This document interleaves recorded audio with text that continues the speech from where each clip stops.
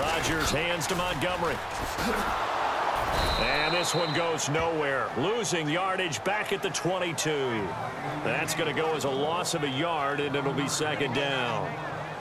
Well, add that play to his resume reel because he went to the Pro Bowl last year. That's how you go to the Pro Bowl. You make plays like that, big-time penetration, and throw people for losses.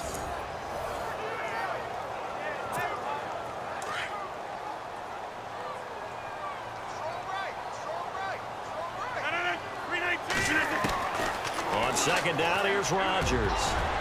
Looking middle, and it's incomplete. Randall Cobb, the intended receiver, and it'll bring up third down.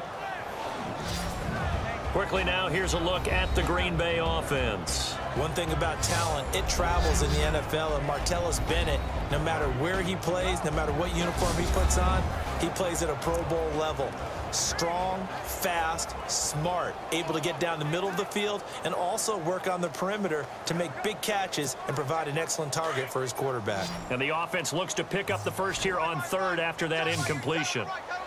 319! They go play action for Montgomery, and now Rodgers. It's caught. Nelson. Well, they convert on third with a gain of 22. I don't care who you put on him.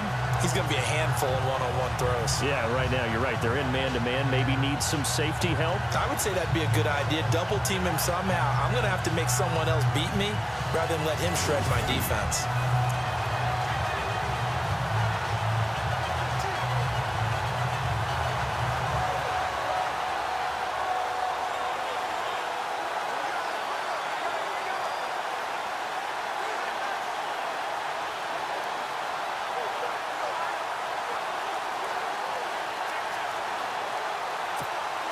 Counting down toward the midway point in quarter one.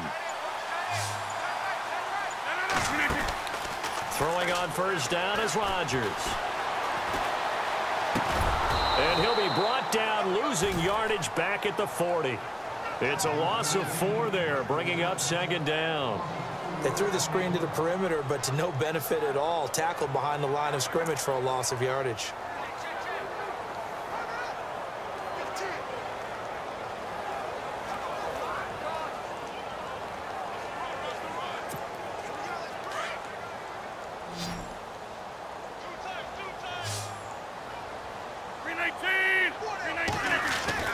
Rodgers again now.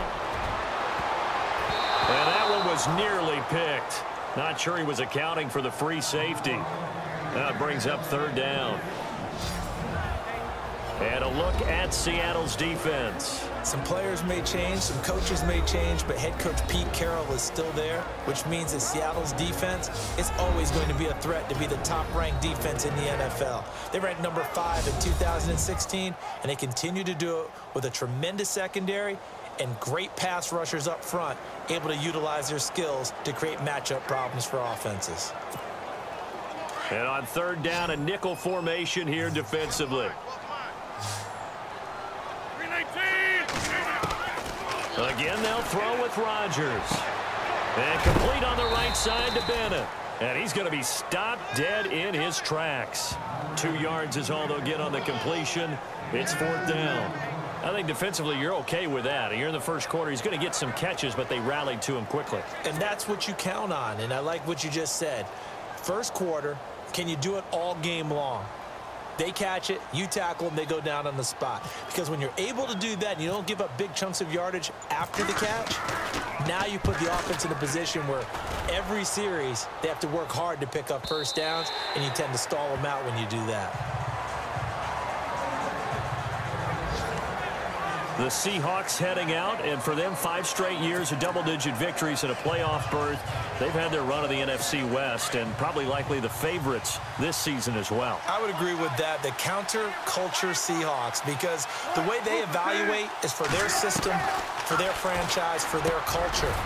Much more so than whether a guy fits everything that you're looking for to check off a box. Quarterback, he's supposed to be too short. He's one of the best in the game. When they went in free agency this year and got Eddie Lacy, everyone else wanted Eddie Lacy.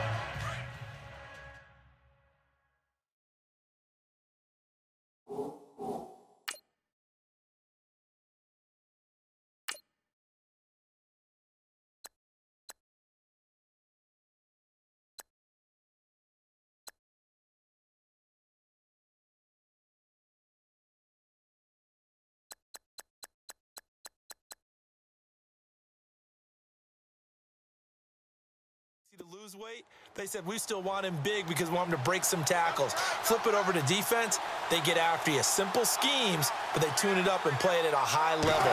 They expect to get back to a Super Bowl. Well, the catch is made here by Tyler Lockett. A good pickup there, a 22. And when you're playing a quarterback with some experience and some moxie, you enter the danger zone when you decide to blitz him, because if he's able to diagnose as he did on that play, he can hurt you downfield. He reads defenses so well, doesn't he? He really does, and the best part about that play for him, I don't think that was his primary target. I don't think so either. I think he had the read, figured out where the blitz was coming from, and went to a secondary target for a really nice game. I like what they tried to do there. They didn't get a completed pass downfield, but they came off of a momentum play. Big-time gain on the previous snap, came right back and threw one deep, hoping to catch them on their heels. On second down, rolls. And he'll get this into enemy territory, but not by much, as he's down to the 48.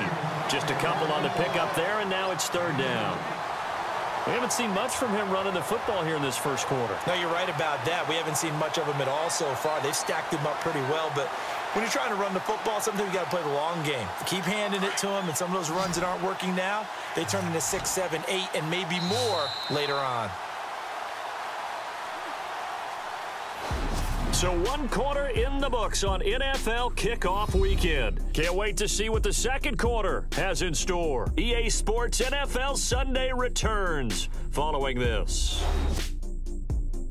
The NFL on EA Sports is presented by Snickers. You're not you when you're hungry. Snickers satisfies. Alongside my broadcast partner Charles Davis, Brandon Gaudin hits the Seahawks with a football to begin quarter number 2. They're on the march, but facing a third down here.